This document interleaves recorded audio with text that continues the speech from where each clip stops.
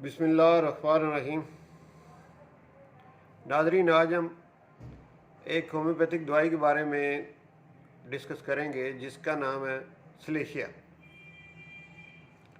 स्लेशिया दवाई भी एक बायोकेमिक साल्ट है और इसे होम्योपैथिक फार्माकोपिया के मुताबिक तैयार किया गया है। ये दवाई जिन लोगों को दी जाती है उनका स्ट्रक्चर कैसा होता है, उनकी सिम्टम कैसी होती हैं, देखने में वो लोग कैसे होते हैं, किन बीमारियों में इस दवाई का इस्तेमाल हम करते हैं, तो ये सारी डिटेल जो है ये इस वीडियो में आपके सामने रखी जाएगी। अगर हम देखते हैं बच्चों को, तो ऐसे बच्चे जिनकी हड्डियां टेढ़ी मेढ़ी हों, उनका सर बड़ा हो, जिस्म का बाकी हिस्सा टांगें वगैरह कमज़ोर हों, टांगें पतली हों, बाजू पतले हों, सर बड़ा हो, इस तरह का स्ट्रक्चर जिन बच्चों का होता है और हड्डियां भी उनकी टेढ़ी हों बचपन में, तो ऐसे बच्चों के लिए ये दवाई बड़ी कारआमद दवाई है। अगर आप ऐसे बच्चों को ये दवाई देते हो तो एक तो उनकी हड्डियां सीधी हो जाएंगी, दूसरा उनकी जो रुकी हुई ग्रोथ है वो ठीक हो जाएगी। तो ये ऐसे बच्चे जो हैं इनके लिए बड़ी कारआमद दवाई है। दूसरा ये कि ऐसे लोग जिनको पार्शियल स्वेटिंग होती हो, पसीना जिस्म के कुछ हिस्सों पे आता हो और कुछ पर बिल्कुल आता ही ना हो, चाहे गर्मी, शदीद गर्मी का मौसम हो, और इनके पसीने से बड़ी फाउल किस्म की स्मेल भी आती है, जैसे मुर्दार की स्मेल होती है, इतनी गंदी स्मेल आती है पसीने से। और अक्सर औकात देखने में ये लोग गर्मियों के मौसम में भी सर को ढांप के रखते हैं, या तो कैप पहन के रखते हैं या पगड़ी पहन के रखते हैं। अगर वो उतार दें तो इनको सर्दी लगती है।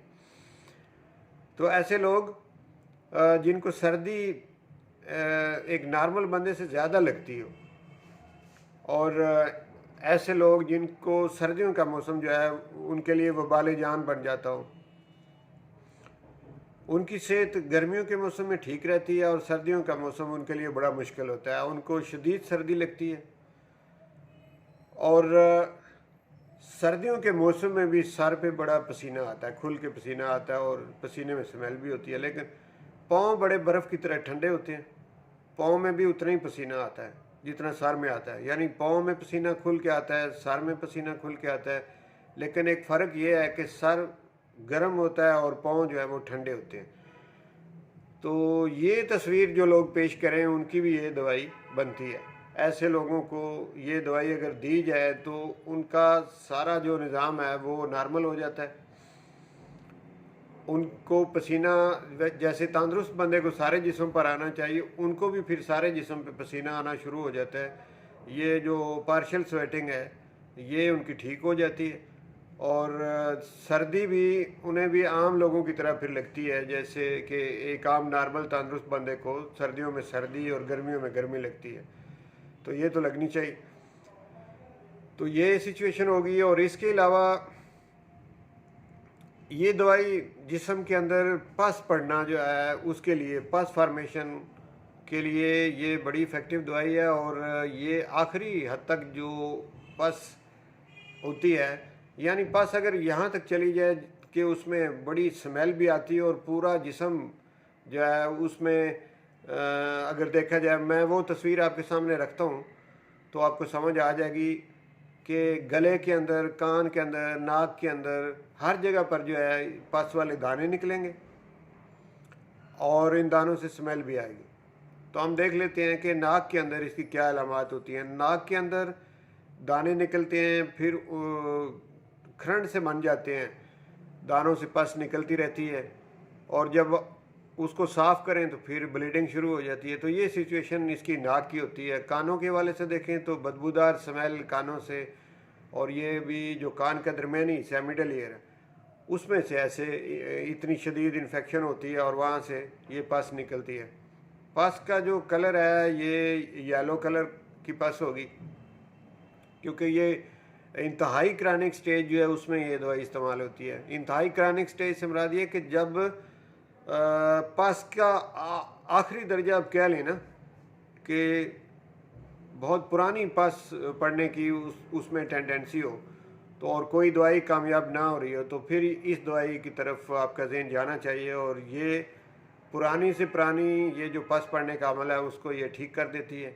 और इसी तरह से जिस्म के अंदर क्रैक्स पड़ना, होंठों का कटा हुआ होना और उनमें पस पड़ जाना, जिस्म के ऊपर दाने निकलना, उनमें पस होना, तो ये सारी ऐसी जो इलामात है उनको ठीक कर देती है। अब गले में आए तो गले के अंदर दुखन होती है और टांसल जो है वो बढ़ जाते हैं और उनके आसपास भी पस पड़ने का अमल जो है वो शुरू हो जाता है, जिसकी वजह से सांस जब पेशेंट लेता है तो उसमें भी बड़ी स्मेल होती है और गले के अंदर स्मेल होती है। इसी तरह से आप चेस्ट में देखें तो ब्रोंकाइटिस और ये चेस्ट इन्फेक्शन इतना शदीद होगा कि साथ में बलगम भी आएगी। हाँ, इस दवाई में एक और ख्याल भी रखना पड़ता है कि किसी टीबी के पेशेंट को अगर ये दवाई दे दें तो बड़ी डेंजरस होगी उसके लिए मौत भी वाक़या हो सकती है, बहुत ख़तरनाक होगी। टीबी वाले पेशेंट, उसके तो फेफड़ों को ये इस तरह से कर देगी कि वहाँ पस के अमल को जब तेज़ करेगी तो फेफड़े नकारा हो जाएंगे। तो इसलिए ये ध्यान रखना ज़रूरी होता है कि ऐसा कोई पेशेंट जिसकी माजी में भी उसकी हिस्ट्री में टीबी का कोई आपको शक व शुबा हो, उसको आप कतन ये दवाई ना दें, वरना बहुत शदीद नुकसान हो सकता है। और ऐसे ही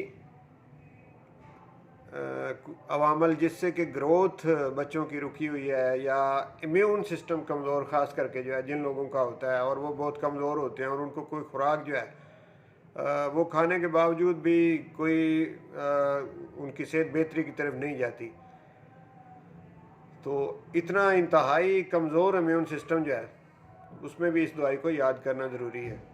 तो ये नाज़रीन, इस दवाई के बारे में कुछ अहम जो इन्फॉर्मेशन थी वो मैंने आप तक पहुंचा दी है।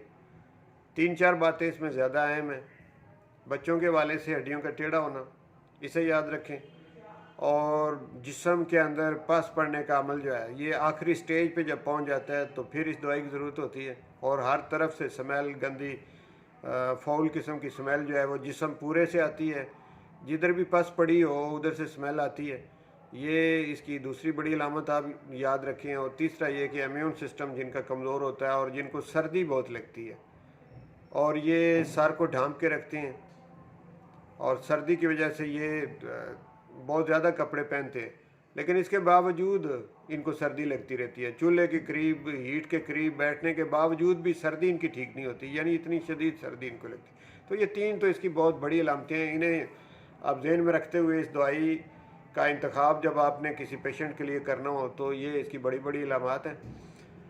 तो नाज़रीन, मैंने सलेशिया के बारे में आपको इसकी चीदा जो इलामत हैं वो मैंने आपको बता दी हैं और इसका एक ख़तरनाक पहलू जो है उसकी तरफ भी इशारा कर दिया।